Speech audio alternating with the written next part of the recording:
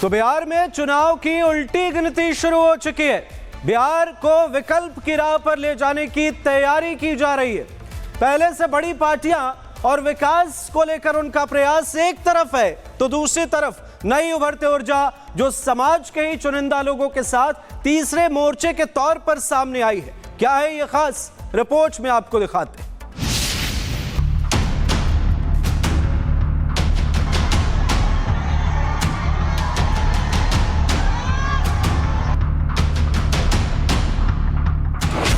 बिहार चुनाव में आमने सामने होंगे तेजस्वी और पीके। पीके ने राघोपुर सीट पर चुनाव लड़ने के दिए संकेत। किशोर लड़ेंगे कि नहीं लड़ेंगे वो राघोपुर के हमारे साथी तय। भूमि राघोपुर ही बची है। नहीं, वो तय वो लोग करेंगे, कल निर्णय हो जाएगा। राघोपुर से पीके लड़े तो तेजस्वी की बढ़ेगी मुश्किल। टिकट बंटवारे से पहले आम जनता को रोजगार का लॉलीपॉप दिखाने में व्यस्त तेजस्वी यादव राघोपुर की जनता के बीच कब जाएंगे? इस सवाल से पहले जनसुराज के अध्यक्ष पीके ने राघोपुर विधानसभा सीट पर चुनाव लड़ने का ऐलान कर आरजेडी खेमे में हलचल बढ़ा दी है। हालांकि पीके ने फैसला राघोपुर की जनता पर छोड़ दिया है, इस राजनीतिक चेतावनी के साथ कि कहीं तेजस्वी को दो जगहों से चुनाव न लड़ना पड़ जाए। पुराने सोच से तो राघोपुर नहीं बदला, पुराने लोगों से राघोपुर नहीं बदला, तो जो पुराना हथियार काम नहीं करता है तो आदमी को नया हथियार लगाना पड़ता है। प्रशांत किशोर उतरेंगे विकल्प के तौर पर जनसुराज उतरेगा। जनसुराज से कौन उतरेगा ये निर्णय पार्टी करती है, हम नहीं करते हैं। आप चुनाव लड़ेंगे? मैं बात समझे, मैंने कहा अगर लड़ेंगे तो राघोपुर से लड़ेंगे।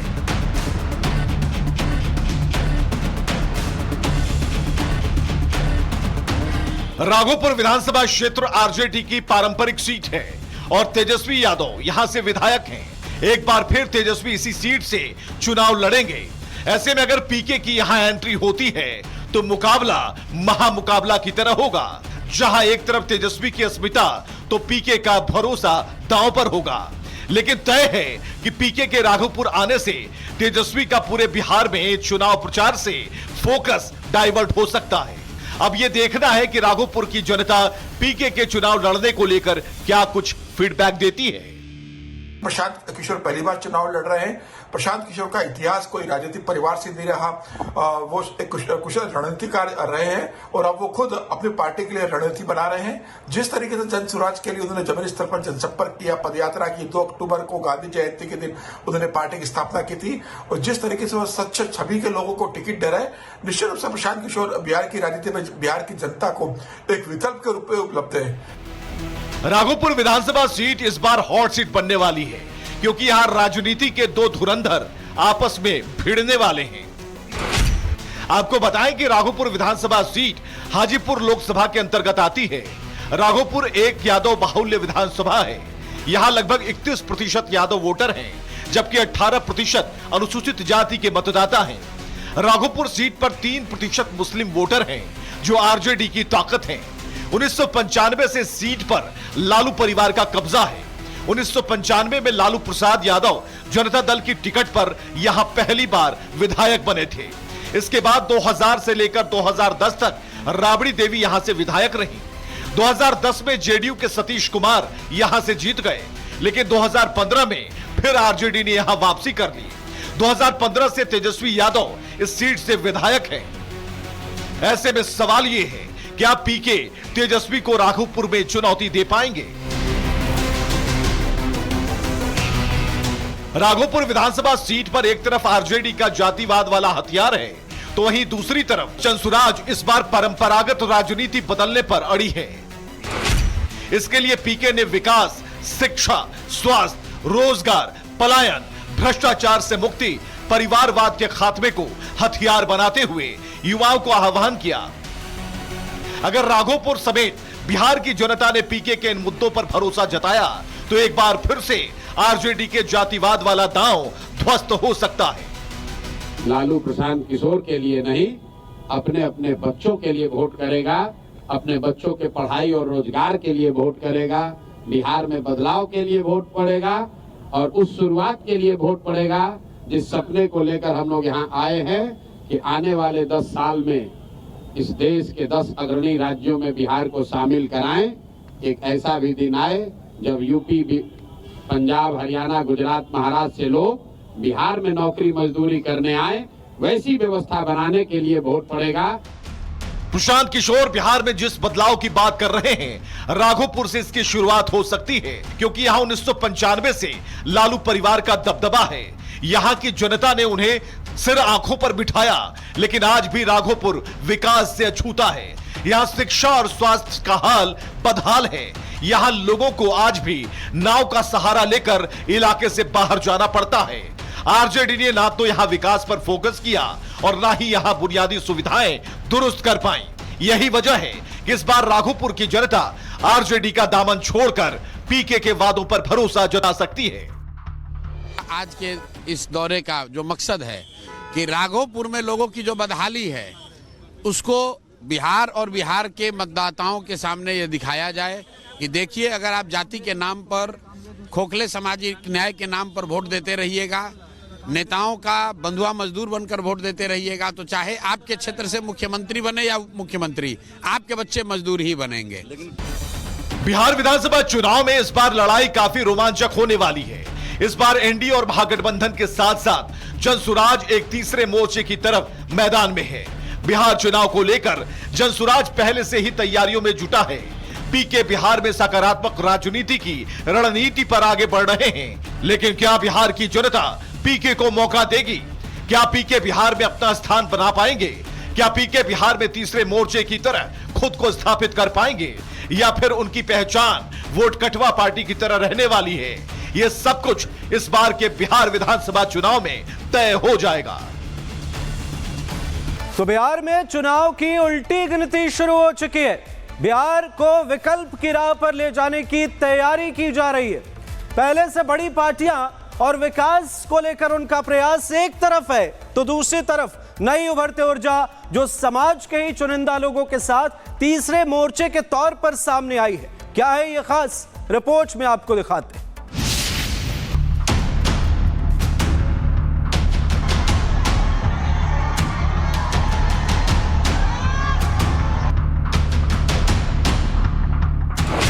बिहार चुनाव में आमने सामने होंगे तेजस्वी और पीके। पीके ने राघोपुर सीट पर चुनाव लड़ने के दिए संकेत। किशोर लड़ेंगे कि नहीं लड़ेंगे वो राघोपुर के हमारे साथी तय करेंगे। भूमि राघोपुर ही बची है। नहीं, वो तय वो लोग करेंगे, कल निर्णय हो जाएगा।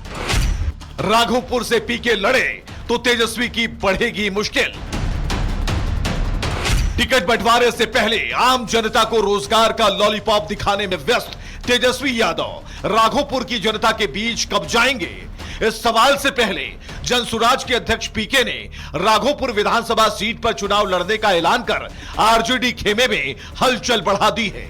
हालांकि पीके ने फैसला राघोपुर की जनता पर छोड़ दिया है, इस राजनीतिक चेतावनी के साथ कि कहीं तेजस्वी को दो जगहों से चुनाव न लड़ना पड़ जाए। पुराने सोच से तो राघोपुर नहीं बदला, पुराने लोगों से राघोपुर नहीं बदला, तो जो पुराना हथियार काम नहीं करता है तो आदमी को नया हथियार लगाना पड़ता है। प्रशांत किशोर उतरेंगे विकल्प के तौर पर जनसुराज उतरेगा। जनसुराज से कौन उतरेगा ये निर्णय पार्टी करती है, हम नहीं करते हैं। आप चुनाव लड़ेंगे? मैं बात समझे, मैंने कहा अगर लड़ेंगे तो राघोपुर से लड़ेंगे।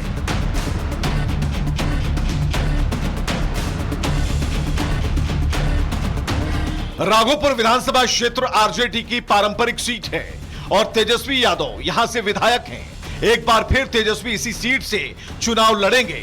ऐसे में अगर पीके की यहां एंट्री होती है तो मुकाबला महामुकाबला की तरह होगा, जहां एक तरफ तेजस्वी की अस्मिता तो पीके का भरोसा दांव पर होगा। लेकिन तय है कि पीके के राघोपुर आने से तेजस्वी का पूरे बिहार में चुनाव प्रचार से फोकस डाइवर्ट हो सकता है। अब यह देखना है कि राघोपुर की जनता पीके के चुनाव लड़ने को लेकर क्या कुछ फीडबैक देती है। प्रशांत किशोर पहली बार चुनाव लड़ रहे हैं। प्रशांत किशोर का इतिहास कोई राजनीतिक परिवार से नहीं रहा।